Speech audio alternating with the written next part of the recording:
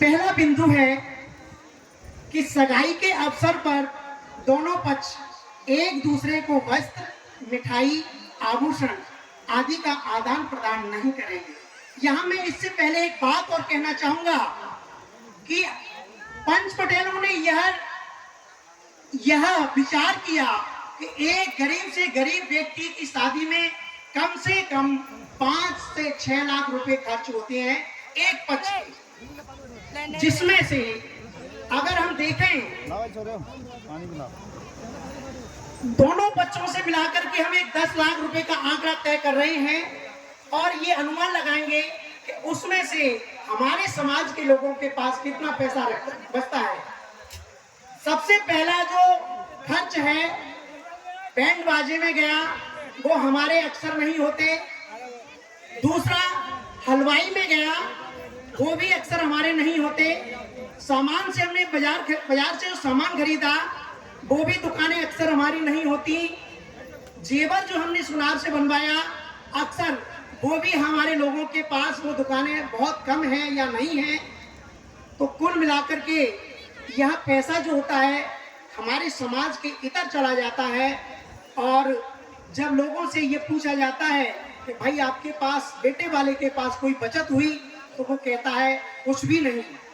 तो यदि इस विवाह योजना को हम अमल में लाते हैं तो एक गरीब की शादी में दान दहेज को छोड़ करके जो खर्चा है उसे हम सीमित करके मात्र 25,000 रुपए तक कर सकते हैं।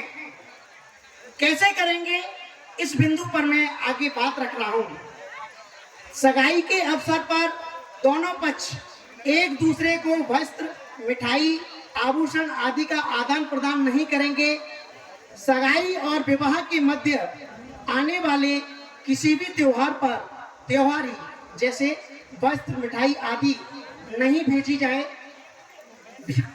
विवाह से पूर्व जो देहरी आखत नाम पर मिठाई या अन्य गोल माटे मंगाए जाते हैं, वो नहीं मंगाए।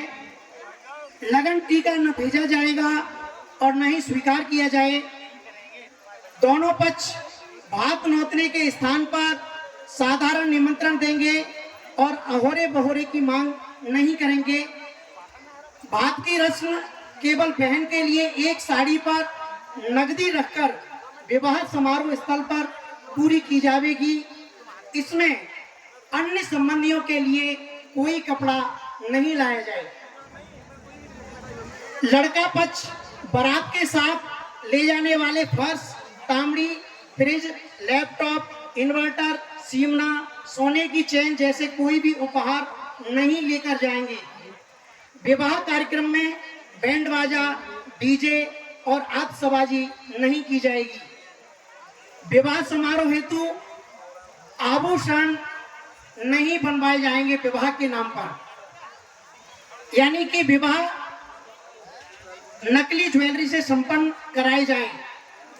लड़की के लिए उपहार में केवल 5 आवश्यक सामान ही खरीदे जाएं, जिनमें पहला स्टील के 5 बर्तन एक सामान हुआ, कूलर, बेड, अलमारी, सिलाई की मशीन या प्रेशर कुकर में से एक सामान ही दिए जाएं। विवाह के पश्चात होने वाली रस्में जैसे फेरपटा, जैमा, माड़ा झाकना, सुहागी, गौना आदि रस्में नहीं की जाएं। खाना बनाने और खिलाने में यथासंभव स्टील या कांच के बर्तन ही इस्तेमाल किए जाएं। कमेटी ब्लॉक स्तर पर समाज सहयोग से उपलब्ध करा सकती है। तो इस तरह से यह बिंदु तय किए गए।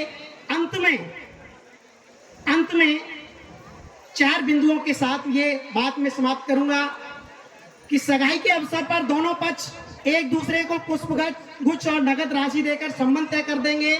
विवाह की तिथि का निर्धारण सगाई के समय दोनों पक्ष आपसी सहमति से करेंगे। विवाह से 10-15 दिवस पूर्व लड़का लड़की के लिए 3 जोड़ी और लड़की पक्ष लड़के के लिए 2 जोड़ी वस्त्र भेंट करें। बारात के लिए अधिकतम 50 व्यक्ति ही चुने जाएं, जिसमें परिवार की कुछ महिलाओं की भी भागीदारी हो। विवाह कार्यक्रम दिन में संपन्न हो और बारात सुबह 10 बजे प्रस्थान करके और शाम 4 बजे वापस लौट आए, यानी कि विवाह का जो समय है वो दिन का रखा जाए। तो इस प्रकार से यह विवाह योजना के कुछ बिंदु चिन्हित किए गए हैं जो आपके समक्ष विचार के लिए विचारणीय है। इन पर आप मंथन करें और विचार रखें। इनमें इन बिंदुओं में जो सुधार हो वो सुधार प्रस्तुत करें, या फिर इनमें जो बिंदु स्वीकारने के योग्य हो उन्हें स्वीकार करें। अंत में मैं ये कहूँगा, आज की जो टैग लाइन है, एक ही विकल्प लेंगे संकल्प, तो मेरा निवेदन है, मैं कहूँगा एक ही विकल्प और आप कहोगे लेंगे संकल्प। तो क्या आप तैयार हैं? क्या आप तैयार हैं? एक ही विकल्प, एक ही विकल्प, एक ही विकल्प। जय भीम, नमो बुद्धाय। बहुत बहुत